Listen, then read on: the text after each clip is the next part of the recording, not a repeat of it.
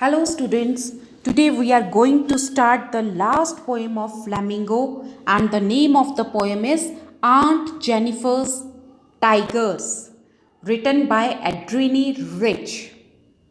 In this poem, she talks about women's experiences in her married life. The poetess described the oppressed conditions of women by male and their dominance in society. Now let's start the poem. The poetess is saying, Aunt Jennifer's tigers prance across a screen, bright topaz, denizens of a world of green. The poetess is describing a lady whom she addresses as Aunt Jennifer. She says that Aunt Jennifer's tigers, they prance. Prance means jump, or you can say move. They jump across a screen. Screen means wall.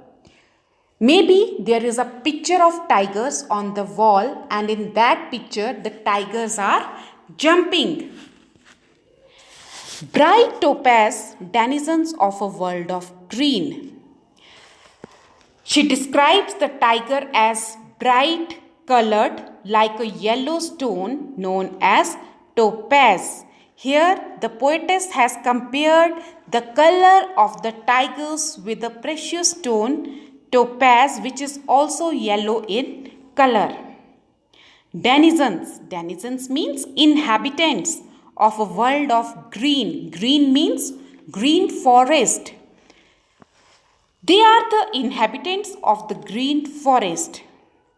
These tigers, they are the inhabitants of a green forest, and they do not fear the man beneath the tree, and they are not afraid of the man standing under the tree. Beneath the tree means under the tree.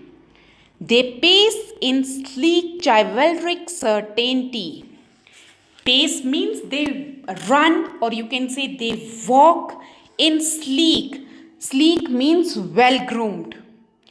Chivalric means brave and honorable. Certainty means confidence, grace. The poetess is saying that they are not afraid of the man standing under the tree, and these tigers, they walk, they move with confidence and grace. These tigers, they are well groomed and smooth, and they look honorable and brave. Actually, Aunt Jennifer's tigers are not the real tigers.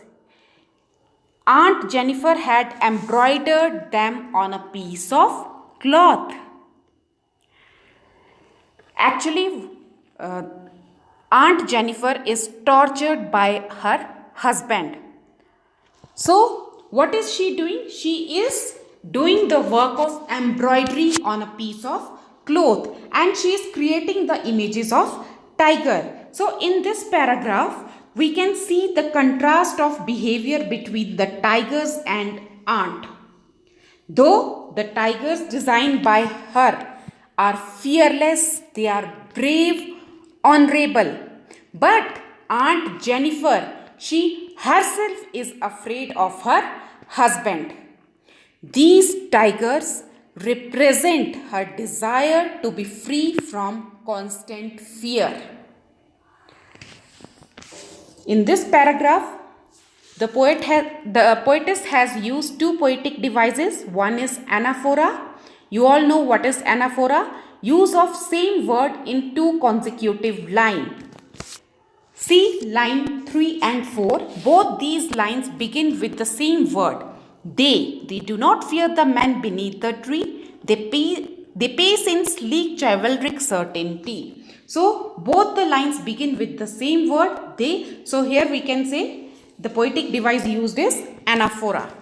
Next poetic device used is metaphor. The poet has compared the color of the tigers with a precious stone, topaz, So here the poetess has used the poetic device metaphor. Now let's move to the second paragraph. Aunt Jennifer's fingers fluttering through her wool. Fluttering means trembling, shaking. Find even the ivory needle hard to pull. When Aunt Jennifer is creating the images of tigers with wool, her fingers, they were fluttering, they were shaking. Why they were shaking? Actually, Aunt Jennifer is very much scared of her husband. She is very much afraid of her husband. So she is scared that might be her husband will scold him for doing these useless things. So she find even the ivory needle hard to pull. Next, the massive weight of uncle's wedding band. Massive means heavy.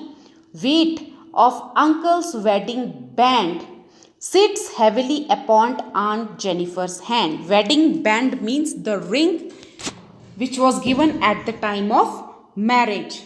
So, the poetess is describing the wedding ring which was given to her by uncle. And who is uncle here? Aunt Jennifer's husband. She says that this ring is a kind of burden to wear. Actually, she has been tortured by husband so much that it seems like a burden to her.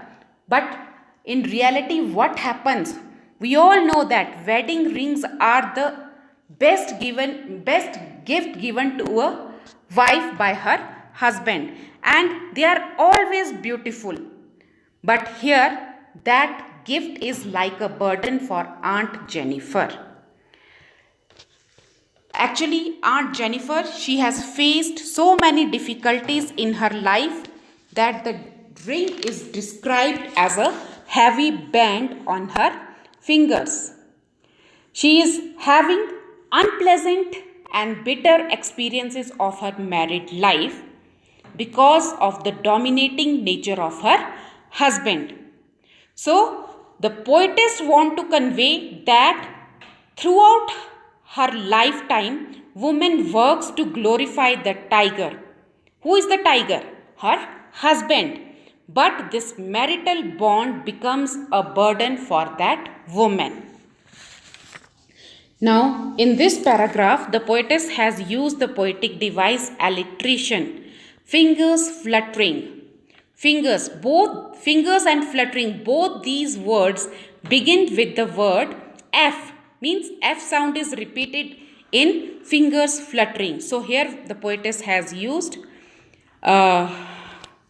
alliteration. Now let's move to the third paragraph. When aunt is dead, her terrified hands will lie still ringed with ordeals she was mastered by. The tigers in the panel that she made will go on prancing, proud and unafraid. The poetess is saying that Aunt Jennifer will not be free from fear even after her death. Unpleasant and bitter experiences of her past married life will not leave her even after her death. Their signs will still be seen on her fingers, and that is the wedding ring. This ring was the sole proof of torture which she had faced from her husband. On the other hand, the tiger she had made in the panel will go on jumping ahead, proud and unafraid. Aunt Jennifer will not live in this world, but her art, that is, the tigers which she has created, will keep on jumping forever. They will be eternal. Or you can say, art endures beyond human life. Women themselves are creating these tigers. They also have to be unafraid like these tigers. These tigers are created by Aunt Jennifer, and she is a woman, but she herself is very much afraid of her husband. So the poetess is saying that they also have to be unafraid like these tigers. Aunt Jennifer will not be there in this world, but the tigers which she has created will live on this world, in this world forever. Now, the poetic devices used in this paragraph is alliteration. Prancing, proud. Both these words begin with P. So, you can say that P sound is repeated in these two words. I hope the poem is clear to you. Thank you.